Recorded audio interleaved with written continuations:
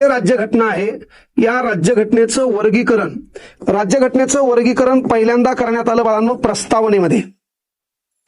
या प्रस्तावनेला दुसरा शब्द आहे उद्देश पत्रिका.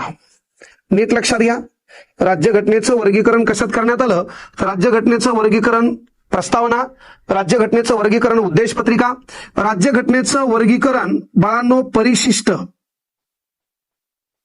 राज्यघटनेचं वर्गीकरण राज्यघटनेतील महत्वपूर्ण भाग, राज्यघटनेचं वर्गीकरण राज्यघटनेतील कलमा. याला लक्षात घ्या मराठीमध्ये अनुच्छेद असं म्हणतात.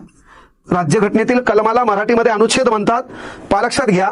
आता परिशिष्ट भाग, कलमा आणि अनुच्छेद, राज्यघटनेची प्रस्तावना, राज्यघटनेची उद्देश पत्रिका, याला आणखी एक शब्द आहे, त्याला आपण राज्यघटनेचा सरनामा म्हणतो. हा सरनामा लक्षात घ्या पंडित नेहरू यांनी लिहिला. हे तुम्हाला माहित असायला हवं.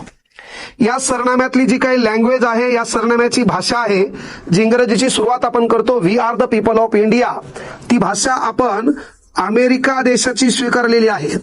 तुम्हाला विचारलं या सरनाम्यावर प्रभाव कोणाचा आहे तर या सरनाम्यावर प्रभाव मोहनदास करमचंद गांधी आणि रवींद्रनाथ टागोर यांचा विचारांचा प्रभाव आहे. तुम्हाला विचारलं हा सरनामा कधी दुरुस्त करण्यात आला तर 1976 सर्वात मोठी घटना दुरुस्ती झाली आणि त्यामध्ये नव्यानं 3 शब्द ऍड करण्यात आले. तर हे झालं सरनाम्याबद्दल.